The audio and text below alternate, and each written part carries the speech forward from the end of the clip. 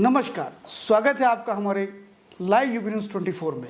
आज हम बात करने जा रहे हैं नवरात्रि की। हमारे बीच में हमारे मेहमान हैं प्रसिद्ध ज्योतिषाचार्य पंडित राजू पांडे जी, जो कि लखनऊ के एक प्रसिद्ध एस्ट्रोलॉजर हैं। आपके अनुभव का हम पूरा लाभ लेंगे और अपने दर्शकों को बताएंगे कि आने वाली शारदीय नवरात्रि में हम क्या क्या कर सकते हैं और क्या नहीं कर सकते हैं।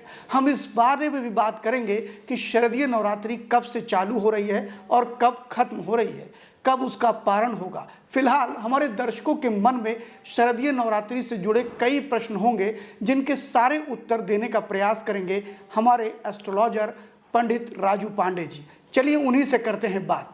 शुरुआत करते हैं गुरुजी। जैसा कि हम जानते हैं कि शारदीय नवरात्रि प्रारंभ होने जा रही है और उसके बाद उसके पारण की तिथियां, किस शुभ मुहूर्त में घट की स्थापना की जाए और शारदीय नवरात्रि में और हम क्या क्या कर सकते हैं माँ को प्रसन्न करने के लिए।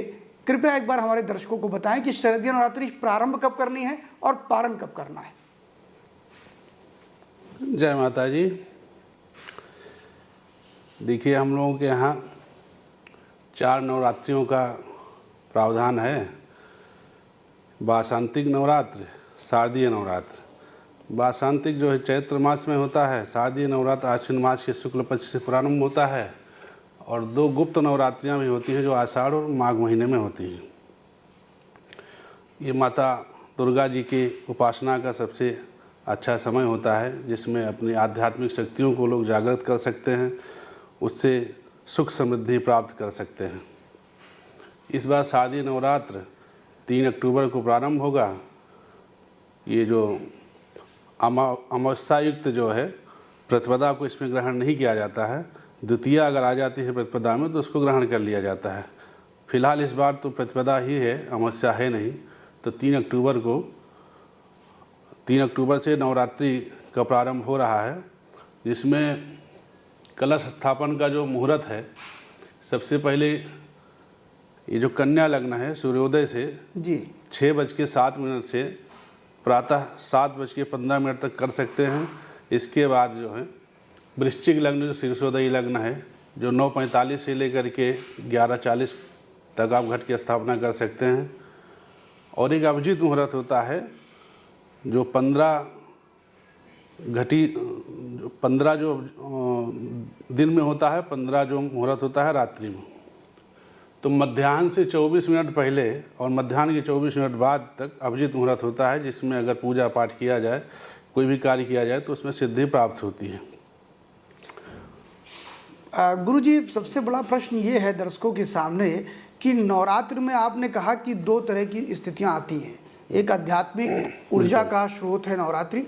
तो कृपया हमारे दर्शकों को ये बताएंगे कि नवरात्र का आध्यात्मिक पहलू क्या है और इसका क्या नाम है वैज्ञानिक पहलू क्या है। क्यों नवरात्र इतनी महत्वपूर्ण है और ये 9 दिन जो माँ के लोग शक्ति की उपासना करते हैं अलग अलग स्वरूपों की, तो वो उसका वैज्ञानिक तथ्य क्या है और आध्यात्मिक पहलू पे उसको क्या हम सोचते हैं। वैज्ञानिक तथ्य, ये पृथ्वी सूर्य की परिक्रमा करती रहती है, तो ये मेष से शुरू करते हैं, मीन राशियों तक चलती है।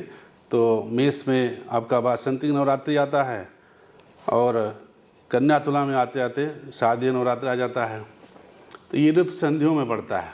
नवरात्रि जो है ऋतु संधियों में पड़ती है। इसमें ऋतु संधियाँ मतलब ग्रीष्म वर्षा जा रही होती है, ठंडक आ रही होती है। ऐसे समय में बीमारियाँ ज़्यादा हो जाती हैं, अस्वस्थता बढ़ जाती है लोगों की। तो अगर इसमें लोग आहार हल्का लेंगे, व्रत रखेंगे, तो शारीरिक शक्ति प्राप्त करेंगे। आध्यात्मिक शक्ति भी लोगों में ऊर्जा का संचार करती है, जिससे मनोकामनाएं पूर्ण होती हैं। भगवान राम ने भी शक्ति की उपासना करी थी और लंका पे चढ़ाई करी थी, उनको विजयश्री प्राप्त हुई थी। तो आज के समय में भी माता जी की, अब माता दुर्गा के बारे में कहा गया है देवी भागवत में, यद पाद पंकज रजः समवाप विश्वम ब्रह्मा सजत अनुदिनम च विहर्त विष्णु रुद्रश्च संघरत नेतर्था समर्था तस्यै नमोस्तु सततम जगदम्बिकाय। भगवान माता के चरण कमल की रज को लेकर के ब्रह्मा जी सृष्टि की रचना करते हैं, विष्णु भगवान पालन करते हैं, शंकर भगवान संहार करते हैं। इसके अलावा कोई उपाय नहीं है जिससे इन कार्यों को करने में समर्थ हो पाएँ। तो ऐसी माता को हम बार बार प्रणाम करते हैं। और कलो चंडी विनायको, कलयुग में चंडी माता दुर्गा और गणेश जी की पूजा बहुत श्रेयस्कर होती है। तो दुर्गा जी की पूजा करने के व्यक्तियों को हर तरीके से लाभ प्रदान करेगा।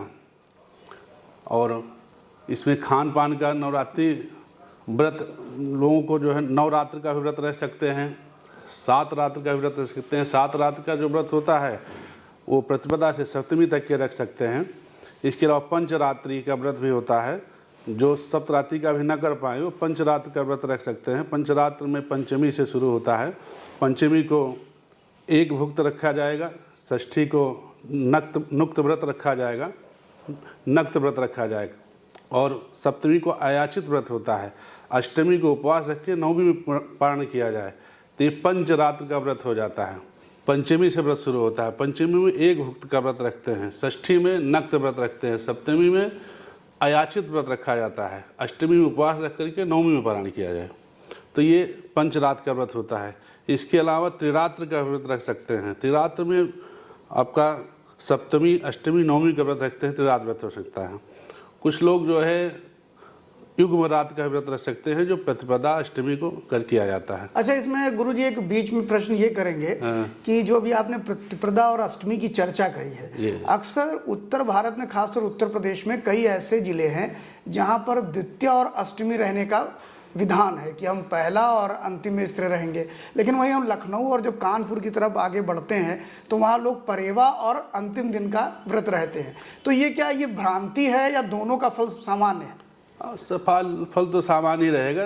युग्म रात का व्रत है, समझिए 2 रात्र का व्रत माना जाएगा। अच्छा, तो इसमें भाई 2 रात का व्रत, लेकिन इसमें ध्यान नहीं रखना है, अगर आपको प्रारंभ केवल 2 दिन का व्रत रखते हैं, युग्म रात का व्रत जिसको कहा जाएगा जी, तो इसमें बीच के दिनों में लहसुन प्याज न खाया जाए, ब्रह्मचर्य का पालन किया जाए। अच्छा, ये सारी चीजें करनी पड़ेगी। बिल्कुल। अगर व्रत आपको लाभ लेना है तो अगर आप शुरुआत में व्रत रख लेते हैं, अष्टमी का व्रत रख लेते हैं और बीच में अगर आप लहसुन प्याज खा रहे हैं, ब्रह्मचर्य का पालन नहीं कर रहे हैं, तो फल उतना अच्छा मिल नहीं पाएगा। तो भले आप व्रत ना रखिए, भोजन कर सकते हैं, लहसुन प्याज ना खाएं, ब्रह्मचर्य के उसमें रहेंगे तो आपको फल मिलेगा। जो 2 दिन का व्रत नहीं रख सकते वो 1 दिन का व्रत रख सकते हैं, उसका भी फल मिलेगा। अच्छा गुरुजी, ये बताइए कि इस नवरात्रि में ऐसा विशेष क्या पूजन किया जाए कि अगर किसी के घर में किसी की बेटी का विवाह नहीं हो रहा है या बेटे का विवाह नहीं हो रहा है, ये एक बड़ी समस्या है और लगभग घरों में पाया भी जाता है कि ऐसी समस्याओं से घर वाले रूबरू होते हैं। तो क्या आप ये मानते हैं कि इस नवरात्रि में उनके बेटियों की शादी हो सकती है? अगर कोई ऐसा उपाय है क्या नवरात्रि में? उपाय है, माता जी का, दुर्गा सप्तशती का पाठ किया जाए। इसमें कात्यायन मंत्र होता है जी। कात्यायन महामाये महायोगिन धीश्वरी नंद गोप सुतम देवी पतिम में कुरते नमः जी। इस मंत्र के संपुट से जी दुर्गा सप्तशती का 16 पाठ किया जाए तो विवाह में जो भी समस्याएं आती हैं उससे निवृत्ति मिलती है, विवाह जल्दी हो जाएगा। और भी क्या ऐसे कोई छोटे उपाय हैं जिससे विवाह आसानी से हो जाए? मान लीजिए कोई संपुट ना कर पाए या कोई दुर्गा सप्तशती का पाठ ना करना चाहता, मतलब कर ही ना सकता हो, या बहुत निर्धन भी हैं जिनकी अपेक्षाएं हैं कि हो। बिल्कुल बिल्कुल, उपाय इसका है। एक तो देखिए सिद्ध कुंजिका स्तोत्र होता है। जी जी जी। अगर आप दुर्गा सप्तशती कुछ भी ना पढ़ें, ना कवच, ना कवचम अर्गला किलकम, ना रहस्यकम, आप दुर्गा सप्तशती में केवल सिद्ध कुंजिका का पाठ कर लें, पूरा दुर्गा सप्तशती का फल मिल जाएगा। यथाशक्ति 99 मंत्र का जाप करें, संकल्प कर लें कि हम इस कार्य के लिए कर रहे हैं, और सिद्ध कुंजिका का पाठ उतना ही लाभ करेगा जितना दुर्गा सप्तशती का लाभ होगा जो है। अच्छा, अगर इसे बहुत से लोगों में ये देखा गया है कि नवरात्र में लोग दीपक जलाना चाहते हैं और ये भी माना जाता है कि अखंड दीपक जैसे कुछ उसमें उपाय बताए जाते हैं, अगर आप करते हैं तो उसका, तो एक तो पहला दर्शक ये जानना चाहते हैं लाइव यूपी न्यूज़ 24 के कि क्या दीपक जलाने का क्या प्रभाव होता है? अखंड दीपक जो नहीं जलाता है क्या उसको कोई दिक्कत है? और जो अखंड दीपक जलाता है तो उसके क्या लाभ हैं और किन किन तेलों का हम दीपक जला सकते हैं? देखिए, अखंड दीपक तो तभी जलाया जाता है जब हम कोई अनुष्ठान करते हैं, कोई सकाम अनुष्ठान जब होता है। अच्छा। तो दीपक तो समझिए कि एक साक्षी होता है कर्म का, उसका मतलब कोई भी कार्य आप कर रहे हैं तो जो दीपक हो सूर्य का प्रतीक समझिए, वो आप जो भी कर्म कर रहे हैं, पृथ्वी जैसे हमारी साक्षी है, सूर्य साक्षी है, ऐसे दीपक भी हमारे जो अनुष्ठान जो हम करेंगे उसका वो साक्षी होता है। तो अगर आप माता जी का आवाहन करते हैं, स्थापना करते हैं, तो आपको 9 दिन तक दीपक जलाना पड़ेगा। जितना बढ़िया दीपक जलेगा आपको लाभ भी उसी हिसाब से होगा। जो है दीपक अगर आप घर में स्थापना कर लेते हैं, दीपक जलाते हैं, तो ऐसे समय में कोशिश करना चाहिए कि घर से बाहर न रहें। आपके घर में कोई आया हुआ है तो उसको समय समय से आप भोग लगाएं, दोनों टाइम उनको, दोनों समय आप सुबह शाम आरती करें, भोग लगाएं, पूजा करें जो है। तो दीपक आप घी का भी जला सकते हैं, तेल का भी जला सकते हैं। दीपक का मतलब बस इतना है, वो जलना चाहिए, वो जलना चाहिए, जो हो कर्म का साक्षी होता है। कड़वा तेल भी प्रयोग कर सकते हैं, कड़वा तेल का भी जला सकते हैं। अच्छा, और वैसे श्रेष्ठ जो है वो घी का ही है। घी तो शुद्ध ही है जी, घी का जलेगा, अच्छा रहेगा, सुख समृद्धि ज़्यादा। अच्छा, जो आजकल लोग तिल के तेल का प्रयोग कर रहे हैं उसमें बड़ा कार्बन हो जाता है जब जलाते हैं, तो क्या वो शुद्ध तिल नहीं होता, तो उसका दोष भी लगता है क्या? जैसे मान लो शुद्ध हम ले करके आए बाजार से, सबसे पहले तो प्रयास तो यही करना चाहिए घी का ही जलाया जाए जी, घी से ही आपको ज़्यादा लाभ मिलेगा। नहीं, कुल मिला के दीपक का बस ये होता है, जब तक हम पूजा कर्म कर रहे हैं तब तक आप हमारे कार्य को देखते रहिए, तब तक आप स्थिर रहिए, स्थिरता प्रदान करते रहिए। जब तक हम कार्य, वही दीपक हम तभी जलाते हैं जब कोई कार्य में अनुष्ठान करना होता है, तो जितने दिन का हमारा अनुष्ठान उतने दिन तक अखंड दीपक जलना चाहिए। अच्छा गुरुजी, सबसे बड़ी चीज़ ये है कि आज हमारे दर्शक, चाहे वो हम, मतलब दर्शकों में अधिकांश आपने देखा होगा कि समाज में आज लोग बड़े परेशान हैं, खास तौर पर आर्थिक पक्ष को लेकर के। जिनके पास है वो भी परेशान है, और जिनके पास नहीं है वह तो जेन्युइन परेशान है, मतलब उनकी परेशानियों का भी समन होना चाहिए। तो जैसा कि नवरात्र में लोग कहते हैं कि माँ की उपासना करने से आपकी सारी मनोकामनाएं पूर्ण होती हैं, तो हमारे दर्शकों की आर्थिक पक्ष को मजबूत करने के लिए वो नवरात्रि में क्या कर सकते हैं? देखिए, आर्थिक पक्ष के लिए तो महाकाली, महालक्ष्मी, महासरस्वती के स्वरूप माता जी होती ही हैं। जी जी। तो लक्ष्मी के लिए जो सप्तशती पाठ का विधान है, तो इसमें आपको वैसे तो 16 पाठ जी जी कर लिया जाए जी, तो उसका लाभ मिल जाएगा। अगर आपको उससे ज़्यादा कुछ लाभ चाहिए, ज़्यादा आर्थिक उन्नति चाहिए, तो 50 पाठ का विधान है। अच्छा, मतलब 50 पाठ अगर सप्तशती के किए जाएं बिल्कुल, तो आर्थिक पक्ष समाप्त हो जाता है, आर्थिक पक्ष अच्छा हो जाएगा, मतलब अच्छा प्रगति होने लगेगी। हाँ, बिल्कुल। तो जैसे 50 पाठ अगर उसको करने हैं तो 9 दिन में कैसे वो करेगा? क्योंकि जो दुर्गा सप्तशती का पाठ का विधान तो बड़ा कठिन है, वो आसान नहीं है। तो जैसे वो अगर मान लीजिए उसे 50 पाठ 9 दिन में करने हैं तो कितने पाठ प्रतिदिन करे वो तो या किसी पुरोहित से कराए? हाँ, बिल्कुल बिल्कुल। अगर आप जैसे है, आपको अनुष्ठान करना है तो आपको उसके योग्य ब्राह्मणों को बुला करके, वैदिक ब्राह्मणों को बुला करके आप अनुष्ठान संपन्न कराएं। भाई ज़रूरत के हिसाब से हमें कार्य करना पड़ेगा जी। स्वयं से तो आप एक कर सकते हैं, निश्चित ही कर सकते हैं। अगर आपको आवश्यकता अनुसार आपको ब्राह्मण को बुला के कराना चाहिए। उसमें भी ध्यान ये रखना है कि ब्राह्मण विषम संख्या में हो। अच्छा, विषम संख्या में ब्राह्मण हो, और जो डे भी हो, जो दिन होते हैं वो विषम दिन में ही किए जाए अनुष्ठान। अच्छा, बिल्कुल। तो अगर मान लीजिए छोटा उपाय कोई करना चाहे अपने बच्चों के लिए या परिवार के लिए कि उनकी आर्थिक संपन्नता बढ़े, उनको धन की प्राप्ति हो, तो क्या कर सकते हैं? देखिए, नवरात्रि में विष्णु भगवान और दुर्गा जी की दोनों की पूजा, जैसे वासंतिक नवरात्र में भगवान विष्णु की उपासना का बताया गया है। जी जी। शारदीय नवरात्र में दुर्गा जी की उपासना है। लेकिन ये दोनों ही भगवान इतने व्यापक हैं कि आप किसी भी नवरात्र में किसी का भी करिए। अच्छा। तो लक्ष्मी प्राप्ति के लिए और भी हैं, श्री सूक्त का पाठ हो सकता है, कनकधारा स्तोत्र का पाठ हो सकता है। तो क्या उनका भी कोई बड़ा अनुष्ठान लिया जा सकता है? अनुष्ठान कर सकते हैं। कनकधारा का अगर पाठ करना है तो 1800 पाठ का विधान है। अच्छा, नवरात्रि में? नवरात्रि में 1800 पाठ हो जाए। अच्छा। और उस पर जो हवन किया जाएगा उसमें गाय की कंडी होनी चाहिए, और मक्खन, कमलगट्टा और मिश्री, इससे आहुति दी जाती है। तो 1800 तो करना बड़ा कठिन काम है, क्योंकि 1800 पाठ के लिए तो उन्हें बड़े पुरोहित रखने पड़ेंगे। बिल्कुल, वो स्वतः जितना कर पाए 108 पाठ करें। अच्छा, बिल्कुल। कनकधारा का पाठ, विष्णु भगवान की उपासना बहुत अच्छी होती है नवरात्रि में। अच्छा। तो आर्थिक पक्ष को अगर दूर करना है तो उन्हें कनकधारा का स्त्रोत और श्री सूक्तम, क्या विष्णु सहस्त्र नाम का भी उसमें कुछ उपयोग हो सकता है? बिल्कुल कर सकते हैं। कनकधारा भी श्री लक्ष्मी नारायण का ही है, विष्णु सहस्त्र नाम पाठ भी विष्णु भगवान का ही है। सहस्त्र नाम बहुत ही पुण्य प्रदान करने वाला है। तो इससे सहस्त्र नाम को कितना किया जाए नवरात्रि में? अब देखिए अनुष्ठान का विधान तो 125 पाठ का है। 125 संकल्प 125 पाठ का किया जाए और 140 पाठ का विष्णु दशांश सहस्त्रनाम। मिला करके 140 पाठ तक किया तो जाए। अगर विष्णु सहस्त्रनाम मान लीजिए अगर आदमी खुद करता है और नवरात्रि तक वो पूरा नहीं कर पाता है, हाँ ठीक है, तो क्या उसी को संकल्प लेके वो प्रतिदिन करता रहे ऐसे तो भी चल सकता है? नहीं, एक नवरात्रि में करना है तो भाई उस सीमित समय में आपको करना पड़ेगा। अच्छा। ऐसे तो आप संकल्प लेकर के नित्य नैमित्तिक अपना करते रहें, उसका वो तो अलग अलग ही बात है। पावन, बिल्कुल। तो उसमें 140 पाठ करने होंगे नवरात्रि हाँ, बस ये है जब तक आप करेंगे में। जी।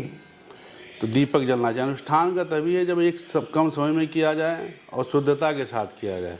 अच्छा। दीपक इसलिए जलाया जाता है कि भो दीप देव रूपस्तम कर्म साक्षी हेवन कृत यावत कर्म समाप्ति साथ तावत तुम सुस्थिरो। जब तक हम कर्म कर रहे हैं पूजा का अनुष्ठान हमारा, तब तक आप स्थिर रहिए। और विष्णु भगवान का तो भाई सब कुछ उन्हीं का है। एकैव परमेश्वरस्य शक्ति भिन्ना चतुर्धा व्यवहार काले पुरुषेश विष्णुर्भोगे भवानी समरे च दुर्गा और प्रलय च काली। ये विष्णु भगवान की शक्तियाँ हैं। प्रलय के समय काली हो जाती हैं, समर होगा तो दुर्गा हो जाएंगी, जब भोग का समय होगा तो भवानी हो जाती हैं। तो विष्णु भगवानों का पूजा आप नवरात्रि में कर सकते हैं, अच्छा लाभ देने वाला है। ये चाहिए ये राम रक्षा स्तोत्र जैसा कुछ लोगों का मानना है कि नवरात्रि में राम रक्षा स्तोत्र का भी पाठ बहुत लोग करते हैं, तो उसका क्या फल है? मतलब माँ भगवती का समय होता है नवरात्रि, और इसमें लोग राम जी को सिद्ध करते हैं, कुछ लोग हनुमान जी को सिद्ध करते हैं। सिद्ध का मतलब उनकी उपासना करते हैं। बिल्कुल। तो ये क्यों करने, मतलब उसका भी कोई बहुत ज्यादा फल प्राप्त होता है? कुल मिला करके सब ईश्वर तो एक ही है। जी जी। माता के स्वरूप में हो या आपको विष्णु भगवान के स्वरूप में हो, तो उसमें आप पूजा पाठ तो किसी भी कर सकते हैं। बस नवरात्र में इसको यमदृष्टा ऋतु है, इसमें मतलब माँ की पहले भी लोग इस समय काफ़ी लोग काल कवलित हो जाते थे, मृत्यु को प्राप्त हो जाते थे। अच्छा। उस समय वायरल का संक्रमण ज़्यादा होता था। आज भी देखिए डेंगू चल रहा है, वायरल चल रहा है। डॉक्टर लोग उनको बताएं लिक्विड पीजिए जी जी, और आप हल्का चीज़ खाइए, सुपाच्य चीज़ खाइए, गरिष्ठ चीज न। तो नवरात्रि बस इसीलिए है, इसमें दो शक्तियाँ, आध्यात्मिक शक्तियों के लिए व्रत रख के पूजा पाठ करते हैं, और शारीरिक शक्ति, आप रोगों से लड़ना है तो शारीरिक शक्ति आपको अपने शरीर में करना होगा। शारीरिक शक्ति के लिए आपका खान पान सही होगा। आजकल के लिखे लोग सामान्य दिनों के अपेक्षा व्रत में ज़्यादा खा जाते हैं। तो उसका ऐसे व्रत में जितना कम से कम खाया जाए, हमारा लीवर, हमारा पेट स्वस्थ हो, तो वो हर तरीके से लाभ ही प्रदान करने वाला है। तो गुरु जी जैसे हनुमान जी की जो साधना करते हैं नवरात्रि में, तो अन्य दिनों से क्या हनुमान जी की कृपा उसमें ज़्यादा होती है? हनुमान जी की कृपा तो हमेशा होगी जी। बस एक समय होता है पूजा पाठ का, उसमें आप करेंगे तो थोड़ा लाभ होता है जी। बिल्कुल। अच्छा, अभी जैसे आजकल का जो माहौल आप देख रहे हैं, अभी कुछ दिन पहले हम लोगों ने एक खबर सुनी कि एक बड़ी कंपनी है आर्थिक क्षेत्र में काम कर रही मुंबई में, उसमें एक बेटी थी, वो फ्रस्ट्रेशन से, मतलब उसके काम के दबाव से उसने आत्महत्या कर ली और उसकी मृत्यु हो गई। ये यहाँ बोलने का संदर्भ सिर्फ इतना है कि हम जो विषय लेके आ रहे हैं अपने नौजवानों के लिए लेके आ रहे हैं, और वो नौजवान दर्शकों के लिए हम पूछना चाहते हैं आपसे कि आजकल हर नौकरी, चाहे वो सरकारी हो और चाहे वो प्राइवेट हो, दोनों ही प्रतिष्ठानों पर बड़ा दबाव है। दबाव का मतलब कि प्रेशर है, सारी चीज़ें हैं, तालमेल नहीं बैठ पा रहा है, अच्छी नौकरी नहीं लग पा रही है। तो दो प्रश्न हैं दर्शकों की तरफ से जो मैं आपसे करना चाहता हूँ। एक पहला प्रश्न ये है कि नौकरी नहीं मिल रही तो क्या करें इस नवरात्रि में, कोई छोटे टोटके उपाय जो भी हों, और दूसरा ये है कि जो कार्यस्थल है हमारा, वहाँ हमारा समन्वय हमारे बॉस और हमारे सहयोगियों से नहीं बन रहा, उसके लिए क्या करें? ये दो प्रश्न जो दर्शकों के लिए अति महत्वपूर्ण है, क्योंकि आजकल बेटे 21 साल में नौकरी करने लगते हैं, 26 साल, और बड़ा ही मानसिक तनाव होता है कार्यस्थल पे उनको। तो क्या करें? पहला तो नौकरी और दूसरा कार्यस्थल पे समन्वय। अब देखिए, माता जी तो हर चीज़ में लोगों को लाभ ही प्रदान करते हैं जी जी। तो अगर आप कोई भी कार्य उपासना करते हैं तो ऐसा नहीं कि वो एक ही क्षेत्र में लाभ करता है कोई जी। अगर आप माता जी की उपासना करते हैं, विष्णु भगवान की उपासना करते हैं, तो सारे क्षेत्रों में, जैसे विष्णु सहस्त्रनाम पाठ करते हैं तो ये नहीं कि एक चीज़ में करेगा, वो आपको नौकरी भी प्रदान करेगा, संतान भी प्रदान करेगा, भय से भी मुक्त करेगा, रोग है तो आपको रोग भी शमन हो जाएगा। ऐसे माता जी की उपासना करते हैं तो वो, अगर आप पूजा पाठ करते हैं, फिर उसके बाद आ जाता है आदमी का हमारा स्टार कैसा है। तो इस हिसाब से मेहनत करेंगे जिससे हम लोगों का विजयदशमी होता है। अगर आपको नौकरी के लिए प्रयास कर रहे हैं तो आप विजयदशमी के दिन अगर आप शाम के समय आश्विनस्य सिते पक्षे दशम्याम तारकोदये सा विजयो कालः सर्व कार्य सिद्ध है। तो अगर आप विजयादशमी के दिन अगर आप शाम के समय जब तारे उदय हो जाते हैं उस समय में कोई भी नया कार्य करते हैं, जैसे पहले राजा लोग जब चढ़ाई करना होता था कि आक्रमण करना होता था तो उसी दिन को चुनते थे। विजयादशमी के दिन ही जो है जो काम भी शुरू किया तो उसमें विजय निश्चित ही प्राप्त होती है। तो अगर आपको जैसे अध्ययन कर रहे हैं, कोई प्रतियोगी परीक्षा आप कर रहे हैं तो आप उस दिन से अगर प्रारंभ करते हैं पढ़ना तो आपको सफलता मिलने की संभावना ज़्यादा हो जाएगी। कहीं भी आपको नौकरी के लिए प्रयास कर रहे हैं उस समय से प्रयास करेंगे। आप कोई भी नया कार्य आपको करना है तो करेंगे तो अच्छा करेगा जो है। भगवान राम ने भी देखिए शक्ति की 9 दिन की उपासना के बाद दशहरा के दिन ही लंका पर चढ़ाई करी थी, उनको विजय से प्राप्त हुआ था। इसमें विवाद है, कोई लोग कहते हैं तृतीया को ही भगवान ने चढ़ाई कर दी थी, दशमी को विजय मिल गया था, लेकिन फिलहाल जो इसमें है दशमी के दिन उन्होंने अपना। तो विजयदशमी के दिन उन विद्यार्थियों को क्या करना चाहिए या वो कामकाजी नौजवानों को? उस दिन से एक बार फिर से नए मनोयोग के साथ जुटना चाहिए और संकल्प कर लेना चाहिए। व्रत देखिए, व्रत का मतलब यही संकल्प है। व्रत मतलब भूखा रहना ही नहीं केवल है, व्रत मतलब संकल्प। जैसे भीष्म पितामह ने व्रत लिया था कि हम आजीवन ब्रह्मचारी रहेंगे। आपके पास कोई दुर्गुण है, कोई व्यसन है, तो आप उसको अगर छोड़ने का संकल्प ले लेते हैं तो वही व्रत है। तो आप उस दिन से आप एक नया व्रत ले लीजिए कि हम आज से मनोयोग से पढ़ेंगे, तो निश्चित सफलता आपको प्राप्त होगी। बाकी माता जी की उपासना करेंगे, उपासना को एक दिशा में नहीं, वो तो चतुर्दिक सफलता प्रदान करने वाली होती है। अच्छा, जैसे नवरात्रि के समय भी आपने विजयदशमी की चर्चा करी, तो हम पूछना होगा वहाँ पर नीलकंठ देखने का बड़ा प्रावधान है विजयदशमी के दिन। तो ये नीलकंठ का क्या मामला है? मतलब क्यों लोग कहते हैं कि अगर उस दिन नीलकंठ दिखाई पड़ जाए तो आपके भाग में वृद्धि होगी, समृद्धि मिलेगी। और पहले की राजा महाराजा विजयदशमी के दिन नीलकंठ पकड़वा के लाते थे, देखते थे लोग, देखते थे। तो देखिए विजयादशमी के दिन आपका जो है अपराजिता पूजा भी होती है, अच्छा, समी पूजा होती है, उसी में नीलकंठ दर्शन का भी है। अच्छा, तो ये देखना शुभ होता है। तो इसका बहुत तो ऐसा वैज्ञानिक हमें नहीं है, लेकिन इसका दर्शन लिखता है कि दर्शन शुभ होता है। अच्छा गुरुजी, एक चीज़ और है कि जब नवरात्रि चलती है तो अक्सर जो सनातन धर्मावलंबी हैं, खास तौर पर जो सनातन में अपनी आस्था प्रकट करते हैं, उनमें एक चीज़ देखने में आई है कि जब उन्हें नवरात्रि के समय में कभी कभी लोग अपने नए घरों में प्रवेश करते हैं, कुछ लोग हैं कि वो मुंडन करना शुरू कर देते हैं। तो नवरात्रि में क्या चीज़ें की जाएं, क्या ना की जाएं? दूसरा, गाड़ियां खरीदते हैं, तो क्या आपको लगता है ये सारे काम नवरात्रि में करना उचित है या अनुचित है, जैसे लोगों को लगता है नवरात्रि में करना चाहिए? बहुत अच्छा प्रश्न किया आपने जी। देखिए, नवरात्रि में धारण लोगों की होती है, लोग मुंडन कर लेते हैं, गृहप्रवेश कर लेते हैं, गृहारंभ कर लेते हैं। हाँ हाँ, बिल्कुल करना नहीं चाहिए, बहुत ही गलत होता है। अच्छा, क्या इसका नुकसान भी होता है? एकदम नुकसान होता है। मुंडन का जो मुहूर्त होता है हमारे यहाँ होता है कि पहले वर्ष में किया जाए, तीसरे वर्ष में किया जाए, 5वें वर्ष में किया जाए। जी जी। तो मुंडन हमेशा जो शास्त्र का विधान है वो उत्तरायण में होना चाहिए। अच्छा, और ये दक्षिणायन चल रहा है। जी, अच्छा, उसके अलावा उसमें होता है कि आप चैत्र रहित करेंगे। चलिए, इधर दक्षिणायन हो गया। चैत्र महीने में जो नवरात्रि हमारी पड़ती है उसमें जो है चैत्र उत्तरायण रहता है, फिर भी चैत्र रहित मुंडन होता है। उसमें भी लोग खूब मुंडन कराते हैं, मुंडन कर लेते हैं, उसमें तो ज्यादा कराते हैं। बिल्कुल, लेकिन उसमें खरमास चल रहा होता है। हाँ, मीन राशि पे चल रहा होता है। जी जी। सूर्य तो चैत्र में खरमास की वजह से और इधर दक्षिणायन की वजह से मुंडन। और मुंडन देखिए 4 तरीके की कुंडली हम लोग यहाँ बनती है। सबसे सटीक कुंडली जो मानी जाती है वो गर्भाधान कालिक होती है।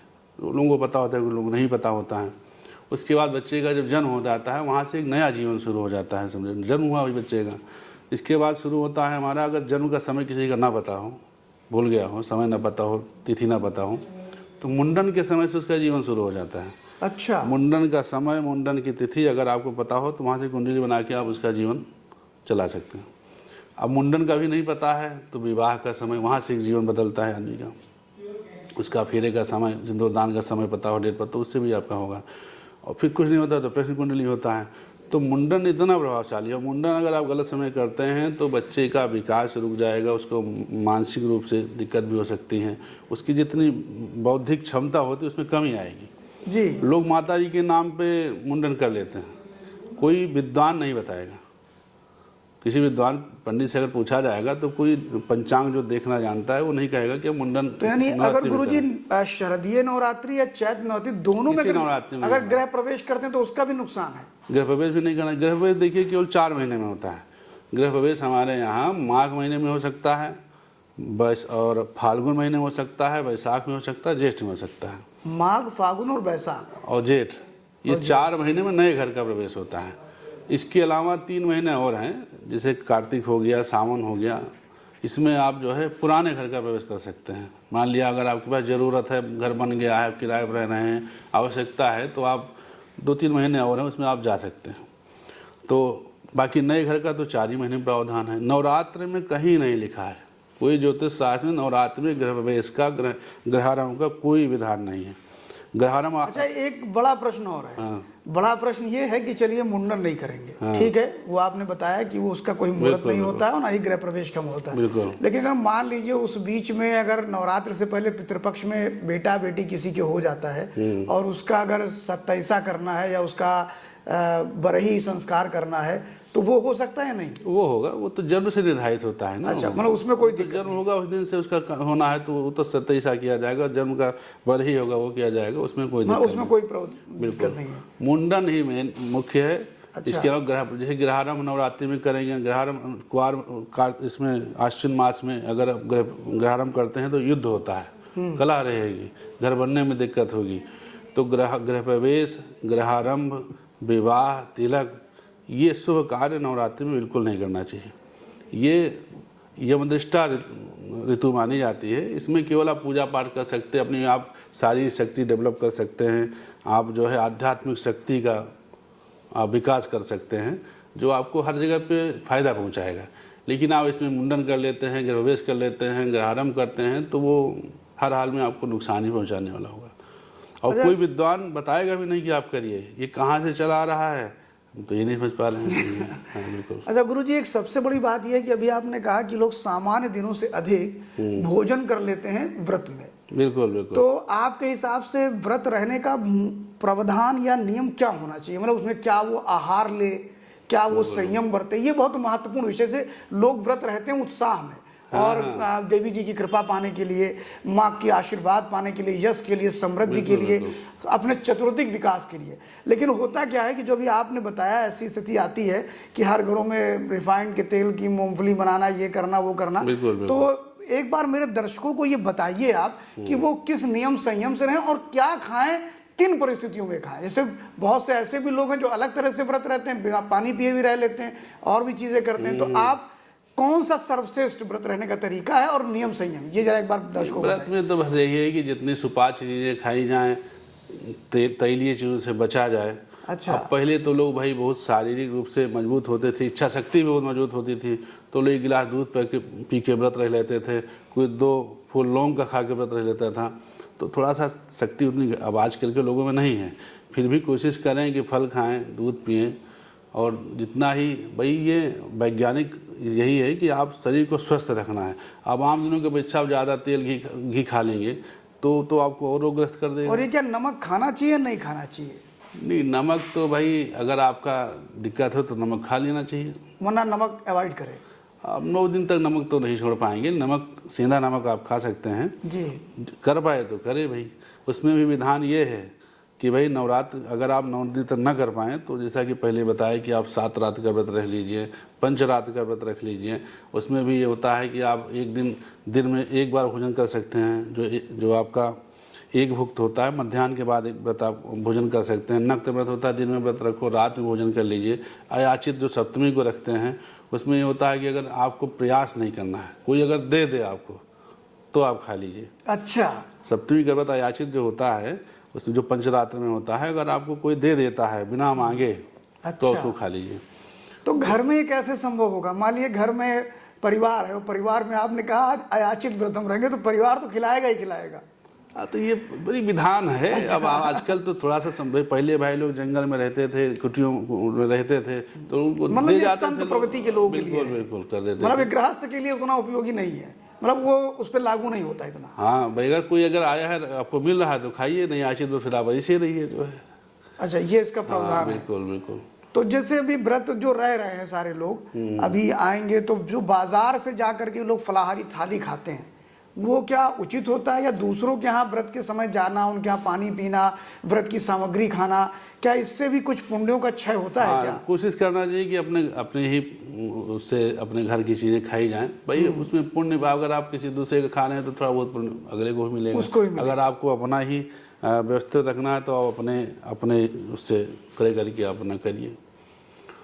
बाकी इसमें जो है इस बार जो अष्टमी और नवमी का व्रत एक ही दिन पड़ जा रहा है। अच्छा, तो पारण किस दिन करने से? अष्टमी नवमी का व्रत किस दिन गुरुजी पड़ रहा है? देखिए, अष्टमी को कहा जाता है कि सप्तमी भेद नहीं होना चाहिए। अच्छा। सप्तमी में अष्टमी अगर युक्त है तो अष्टमी चाहे जितना हो, जैसे इस बार सप्तमी 7 बजे तक ही है, उसके बाद में जो है अष्टमी लग जा रही है जी। लेकिन अष्टमी 6 बजे तक ही, 6:50 तक की ही है, जो 11 तारीख को पड़ रहा है। फिर भी उसमें नवमी अष्टमी दोनों है, तो अष्टमी नवमी का व्रत एक ही दिन होगा। अच्छा, नवरात्र व्रत में पारण नवमी में होने का विधान नहीं है। अच्छा, लेकिन बहुत से लोग तो ये कहते हैं कि नवमी में ही पारण करना नहीं, चाहिए। नवमी हाँ, ये गुरुजी बड़ा महत्वपूर्ण विषय आपने रखा है। हमारे दर्शक भी इस चीज को सुन लें कि अक्सर ये विवाद रहता है कि कुछ लोगों की धारणा है कि हम नवमी में ही व्रत को तोड़ देंगे, यानी पारण कर लेंगे उसका, और कुछ लोगों का ये मानना है जब चैत्र की नवरात्रि आती है तो राम नवमी में जैसे ही राम जी का प्रकटीकरण होता है वो अपने व्रत का पारण कर लेते हैं। हाँ। और कुछ लोग कहते हैं कि 10वीं में करेंगे। तो आपके हिसाब से 10वीं में करना उचित होता है या नवमी में? बिल्कुल 10वीं में करना चाहिए। नवरात्र व्रत इसीलिए कहा गया है ना, रात का व्रत तभी आपका पूर्ण होगा अगर आप 9वीं में पारण कर लेंगे। अच्छा देखिए, राम नवमी जो हम लोग वैष्णव सनातन धर्म का जो जन्माष्टमी हो गया, शिवरात्रि हो गया, रामनवमी हो गया, तो अगर रामनवमी व्रत तो अवश्य रखना चाहिए। अगर आप नवरात्र रहे, रामनवमी रहे तो आपको पुण्य ही नहीं मिलेगा, समझिए। अच्छा। तो हमेशा आपको अगर जो 9 दिनों का व्रत है, नवरात्र का व्रत है, उनको 10वीं में पारण करना चाहिए। तो जैसे इस बार जो अष्टमी और नवमी का व्रत एक साथ हो रहा है, एक साथ हो रहा है, तो इन्हें पारण कब करना होगा? 10वीं में करना है, 12 तारीख को। 12 तारीख को। तो क्या उसमें भी एक समय होता है कि इतने समय तक कर लेंगे या नहीं? अब 10वीं तो इस बार सूर्योदय से ही है, और कब तक सूर्योदय से रहेगी? रात तक रहेगी। सूर्योदय के बाद कोई कभी कर दिक्कत नहीं, सकते मतलब वो हैं। रात भर कर सकते हैं। बिल्कुल बिल्कुल। अच्छा, ये परिस्थिति कब बनती है कि इतने समय तक ही करना है?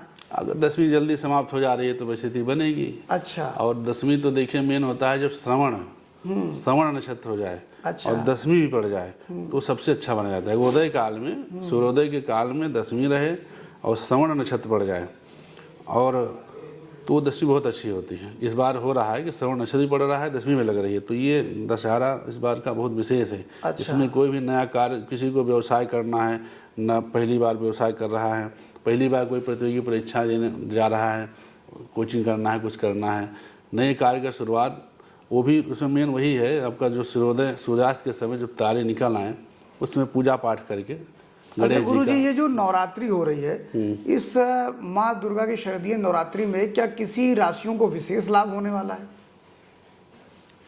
अब देखिए, इसका कोई, इसमें तो पूजा पाठ करना है तो सारी राशि के लोग करेंगे जी, तो सबको ही इसमें फायदा करेगा।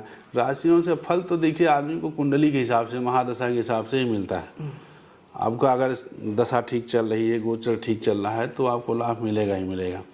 पूजा कर रहे हैं, अब इस समय देखिए शनि वक्री चल रहा है जी, अक्टूबर तक के शनि वक्री चल रहा है, तो शनि वक्री होने से इस समय देखिए दुर्घटनाएं ज़्यादा हो रही हैं, बीमारियां ज़्यादा हो जा रही हैं, ये शनि का प्रभाव है। 25 अक्टूबर के बाद ऐसा नहीं रहेगा। तो राशियों का तो हम तो समझते हैं कि भाई माता जी की आराधना कोई करेगा तो लगभग सबको, अगर स्टार दशा वही अच्छा चल रहा है अच्छा, तो उनको ज़्यादा फायदा। अच्छा गुरु जी, मान लीजिए किसी की कुंडली बड़ी खराब है, बिल्कुल खराब तो भगवान नहीं करते, कुछ ना कुछ तो अच्छा रखते ही है, लेकिन अगर मान लीजिए उसकी कुंडली बड़ी खराब है, उसकी बहुत ही विपरीत परिस्थितियां हैं, कुछ भी उसके काम नहीं बन रहे, ना उसकी नौकरी लग रही, व्यापार था पूरा खत्म हो गया, यानी एक तरह से वो अब उधार और कर्जों के आधार पे अपना जीवन जी रहा है, ठीक है। तो ऐसी स्थिति में अगर उसके बहुत भारी कर्ज है, बहुत दिक्कतें हैं, तो वो क्या कर सकता है इस नवरात्रि में, और वो चुटकियों में मतलब उसे रिलीफ मिल जाए। ऐसे लोग कहते हैं नहीं भाई एंटीबायोटिक लगा दिया और काम अच्छा हो गया।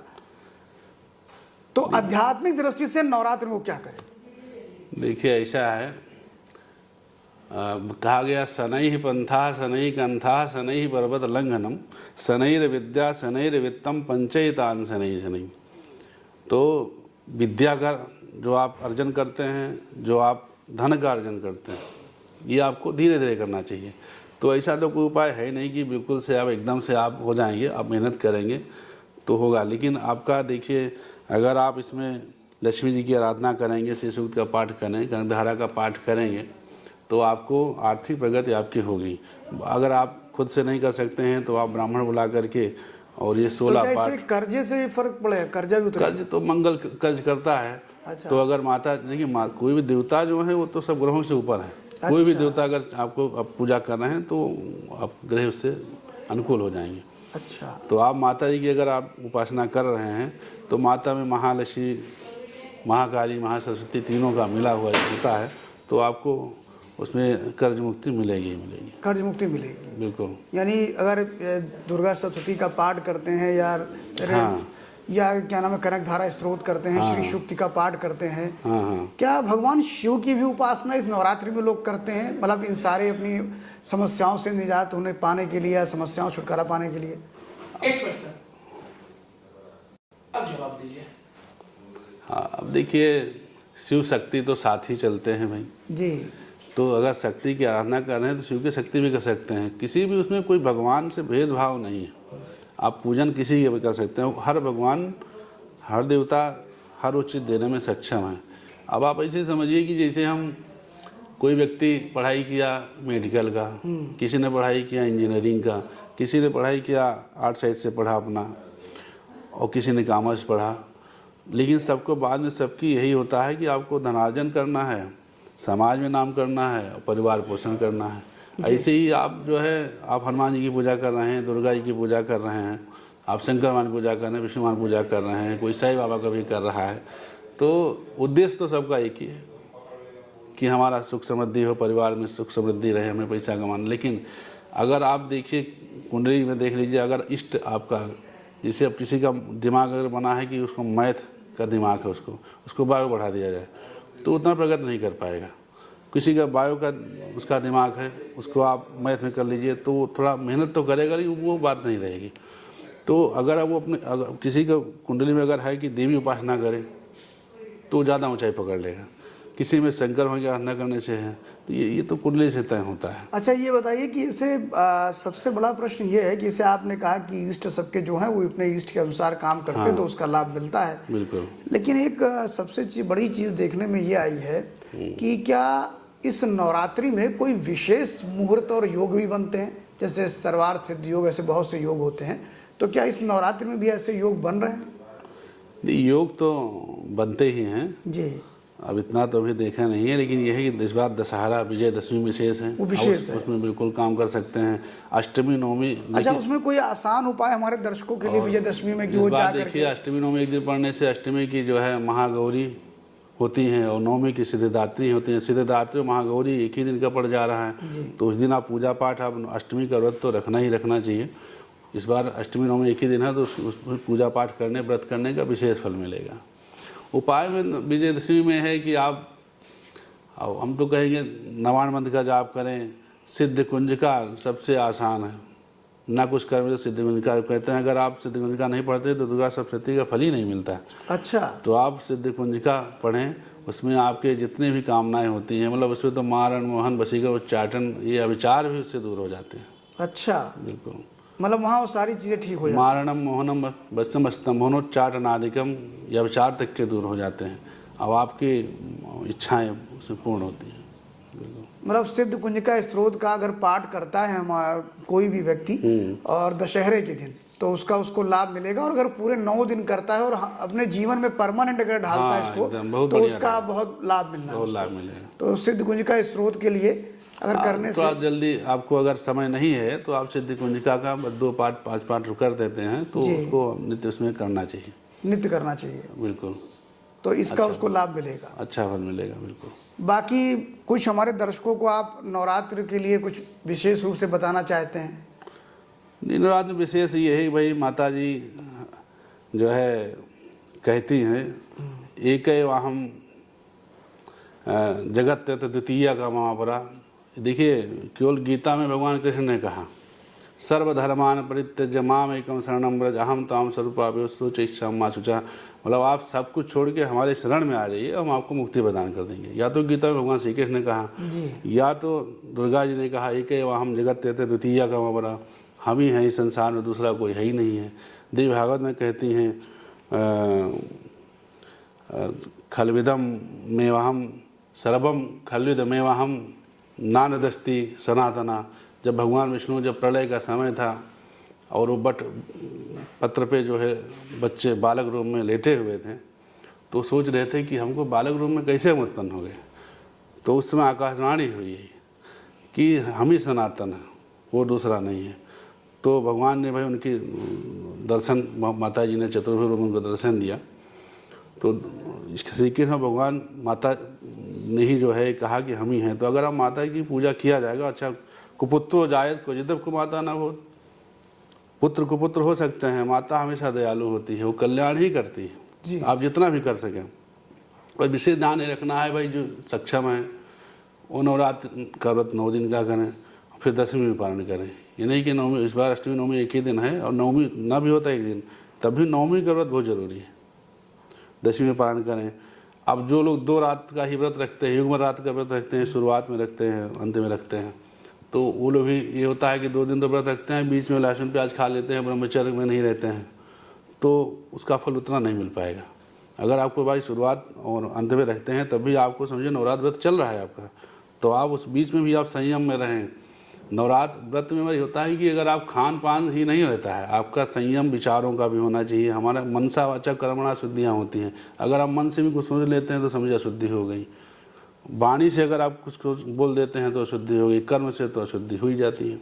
और कर्मण्येवाधिकारस्ते मा फलेषु कदाचन, कर्म ही सब कुछ है। अभी एक दर्शकों के हमारे मन में एक प्रश्न लगभग लोगों के आ जाता है कि जब वो नवरात्रि का व्रत रहते हैं, बहुत लोगों के यहाँ कन्या की व्यवस्था नहीं होती और कन्या पूजन विशेष बताया गया है, कन्या पूजन का बड़ा महत्व है। हाँ। तो गुरुजी मान लीजिए किसी के पास कन्याएं नहीं हैं और उनके घर में लोग नहीं आते हैं, किन्हीं कारणवश बुलाते भी नहीं हैं कि भाई हमारे यहाँ चलिए संतान नहीं है, तुम कैसे बुलाएं, और कभी कभी लोगों को मिलती नहीं है कन्याएं उस उम्र की। तो ऐसे में जिनके पास कन्या खिलाने का कोई उपाय ना सूझ रहा हो, तो वो क्या कर सकते हैं? उसके लिए क्या विकल्प है हमारे सनातन धर्म में और खासतौर पर ये नवरात्रि में? ये कन्या पूजन तो बहुत महत्वपूर्ण विषय है भाई जी। तो इसमें सामान्यतः तो यही होता है कि 9 दिन व्रत रहते हैं, नवमी के दिन हवन करते हैं और जो है कन्या का पूजन करते हैं, उनको खिलाते हैं, वस्त्र वगैरह देते हैं। तो इसमें केवल 1 दिन का ही नहीं है, आपके पास अगर व्यवस्था हो तो आप प्रतिदिन कन्या का पूजन करें, उनको खिलावें। और इसमें विशेष ध्यान रखना है कि 10 साल से बड़ी कन्या नहीं होनी चाहिए। 1 साल से छोड़ करके 2 साल से शुरू होता है और 10 साल तक की कन्याएं होनी चाहिए। अब ऐसा तो है नहीं भाई, लड़कियां तो खूब हैं, कन्याएं खूब हैं, आदमी उस समय मिल जाए तो करें, या अनाथालय अक्सर लोग भेजना भी पसंद अब नहीं करते हैं। इससे पहले एक समय था कि कन्याएं मिलना मुश्किल नहीं था। आज के अगर 20 साल पहले चलते हैं तो वहाँ कन्याएं लोग सहार देते भी थे लोग कि भाई मेरी बेटी को ले जाओ और सारी चीजें। अब जो दिक्कतें हैं उससे ये संकट खड़ा हो रहा है लोगों के सामने। शहरी क्षेत्र में तो बहुत ही ज्यादा संकट है ये। नहीं तो कोई अनाथालय देखना जहाँ बच्चे मिल सकते हैं, वहाँ तो भाई लोग ग्रहण ही कर लेंगे जी, उसमें प्रयास करें। और बाकी अगर बिल्कुल ना मिल पाए भाई, कोई ऐसी जगह पे ऐसा बहुत कमी है, हो सकता है कि अनाथालय भी ना हो, बच्चे भी ना मिले। हाँ, तो क्या विकल्प है उसके लिए? तो उसमें संकल्प कर ले, बच्ची का दान कर लें, उसको उस पैसे को ले जाकर दान पुण्य कर दें, मंदिर में चढ़ावें। मतलब उसका भी लाभ वही मिलेगा? नहीं, वही तो नहीं मिलेगा, लेकिन लाभ मिलेगा। लाभ मिलेगा भाई, आप कन्या को बुलाते हैं घर में, उनका पाद प्रक्षालन करते हैं, उनका आप। अच्छा, कन्या को खिलाने के लिए लोग अक्सर जलेबी दही खिला देते हैं, तो कन्या पूजन के बाद क्या उनके भी जो भोजन हम करा रहे हैं श्रद्धा पूर्वक, तो दही जलेबी का प्रचलन नहीं, वर्षों तो आसान पड़ जाता है। तो जलेबी ले आए, बना लिए, इसमें आप भोजन कुछ भी करा सकते हैं, मीठा भोजन भी कराना चाहिए। अच्छा, खीर पूड़ी बनाने, हलवा बनाए, जितना भी खिलाना है गुना करके, प्रसन्न हो, कन्या प्रसन्न हो। अच्छा, उसको आप खिलाओ इस तरीके से। कन्या का वो माता का रूप होती है। अच्छा अच्छा। तो जितना आप, ये नहीं कि आप दही जलेबी खिलाएं, पूड़ी खिलाएं, जो आप खिला सकते हैं वो खिला सकते हैं, बना सकते हैं, खिलाएं। तो यानी हमारे दर्शकों के लिए आपका यही संदेश है कि अगर कन्या नहीं मिलती है तो आप किसी अनाथालय में जा कर के दान पुण्य कर सकते हैं, और अगर ये भी नहीं है तो आप फिर उनके नाम से सीधा, जिसको बोलते हैं यानी कि सामग्री, कच्ची रसोई जो है वो ले आकर के आप दान कर सकते हैं किसी भी मंदिर पे और कहीं भी। तो अभी जैसा कि नवरात्रि स्पेशल को लेकर के लाइव यूपी न्यूज़ 24 में हमारे साथ जुड़े रहे हमारे साथ हमारे मेहमान और विशेष मेहमान एस्ट्रोलॉजर राजू पांडे जी, और उन्होंने काफ़ी कुछ चीज़ें बताई कि नवरात्रि का प्रारंभ हम कब से कर रहे हैं, उसका पारण कैसे करना चाहिए, और सबसे बड़ी भ्रांतियां जो होती है कि लोग अपने नवरात्रि के समय में गृह प्रवेश करते हैं, इसके अलावा मुंडन करते हैं। ये बहुत विशेष बात थी जो आपने हमें बताया, और इसके बाद ऐसे ही बहुत से विषयों पर हमारा ध्यान आकर्षित किया, हमारे दर्शकों को बताया। इसके लिए बहुत बहुत धन्यवाद राजू पांडे जी। और अभी आगे भी हम ऐसे बहुत से मुद्दे पर आपसे बातचीत करते रहेंगे, और अगर हम बातचीत करते रहेंगे इसी के साथ हमारे इस कार्यक्रम को अगर आपको अच्छा लगा है तो आप लाइक करिए, साथ में कमेंट बॉक्स में भी जाइए, और ऐसे ही वीडियो देखने के लिए बने रहिए लाइव यूपी न्यूज़ 24 के साथ। धन्यवाद।